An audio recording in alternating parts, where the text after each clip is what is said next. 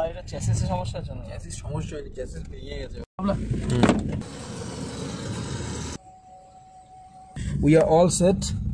তেল ভরা হয়ে গিয়েছে। আর এখন বাজে সকাল 5টা বাজতে 15 মিনিট বাকি। এখন রাস্তা আপাতত দেখছি সুন্দর। 34 নম্বর জাতীয় সড়ক ধরে আমরা ছুটে চলেছি। প্রথমে দাঁড়াবো কৃষ্ণনগরে। আমরা প্রথমবার যাব কৃষ্ণনগর। কৃষ্ণনগর রাজবাড়ি দেখবো, তারপর ওখান থেকে মায়াপুর যাবো। গানটা করলে পুরো করো না, আলো আলো 3 ঘন্টাও লাগবে না। কুয়াশা দেখো তোমরা।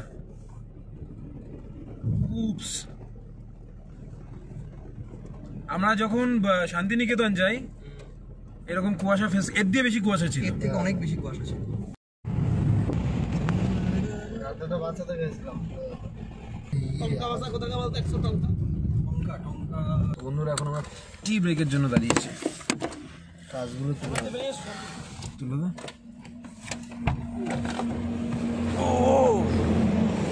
আর এখন বাজে 5:20। কপিলেশ্বরে আছি আমরা। কপিলেশ্বর, তাই তো?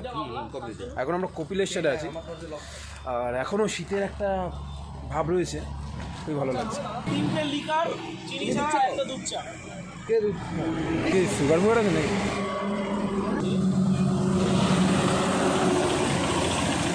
আটটা 25 বাজে। আর এই শীতের একটা শীত পড়ছে, তার মধ্যে আমরা সকালবেলা ভালোই ঠান্ডায় বন্ধুরা মিলে সবাই মিলে একটা এক্সপ্রেস হাইওয়ে ধরে চলেছি।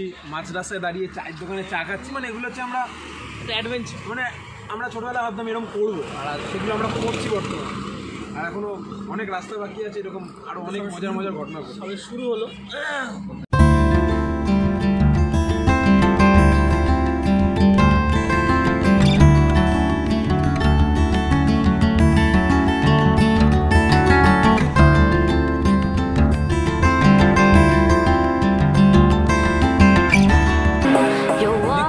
ফুটে গেছে প্রায়। আর এখানে হরিণঘাটাতে একটা দুগ্ধ প্রকল্প আছে, তার জন্য একটা অন্যদিন তোমাদের জন্য আমরা ব্লগ করব। হরিণঘাটার দুগ্ধ প্রকল্প খুবই বিখ্যাত, পশ্চিমবঙ্গের একটি অন্যতম ডেয়ারি ফার্ম।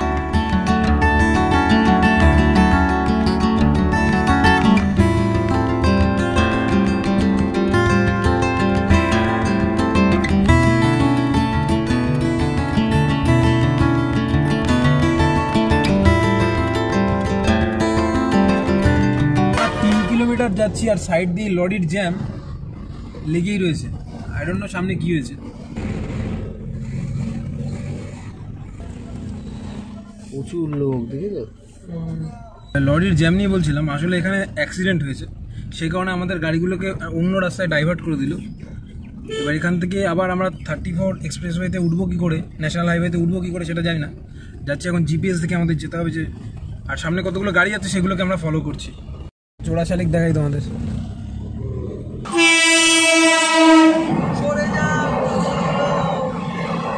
কয়লা হবে, মালগাড়ি বাস হচ্ছে।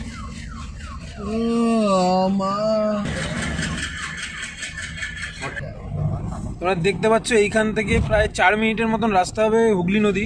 আর এই জায়গাটা খুব চওড়া। আর আমরা আছি নগাদির দিকে।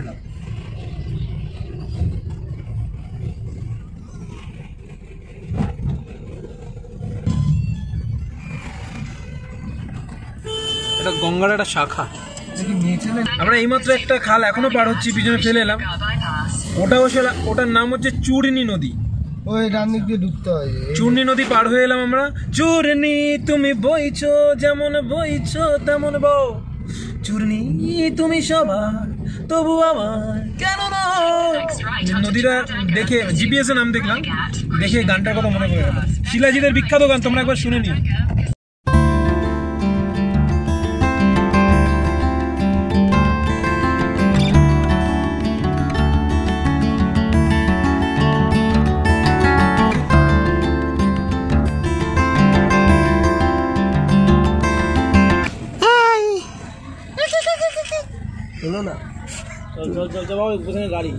রাজবাড়িটা মনে হয় হালকা পাতলা দেখতে পাচ্ছি।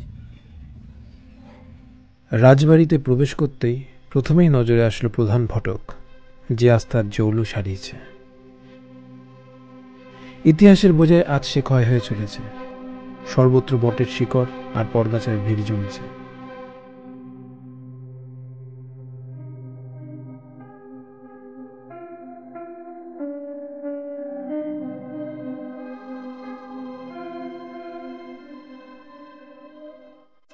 আমাদের সামনে ছিল এক প্রাচীনত্বেরই নিদর্শন। কোনো এক সময় প্রহরীরা এখানে দাঁড়িয়ে রাজবাড়ির পাহারায় নিযুক্ত থাকতেন।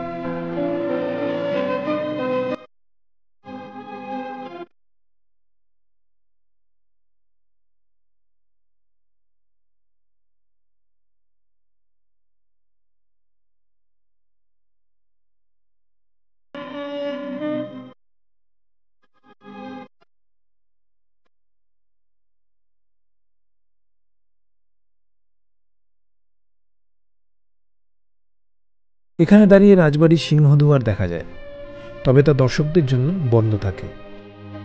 দুর্গাপূজা, জগদ্ধাত্রী পূজা আর বারোদোল।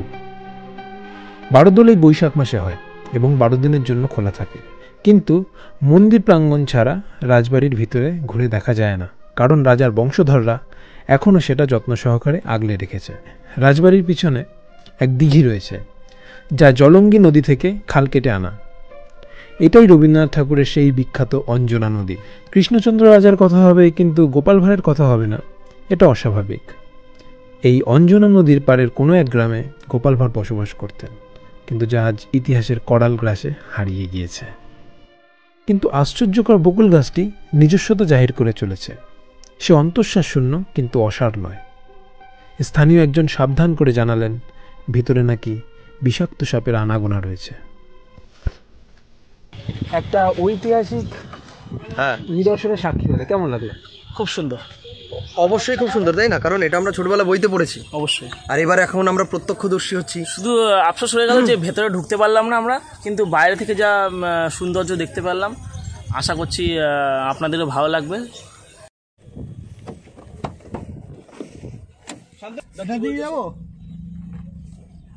আবার ন্যাশনাল হাইওয়ে 12 উঠে 34 উঠে গেছি। আমরা খাচ্ছি হচ্ছে ক্যাডবেরি 5 স্টার।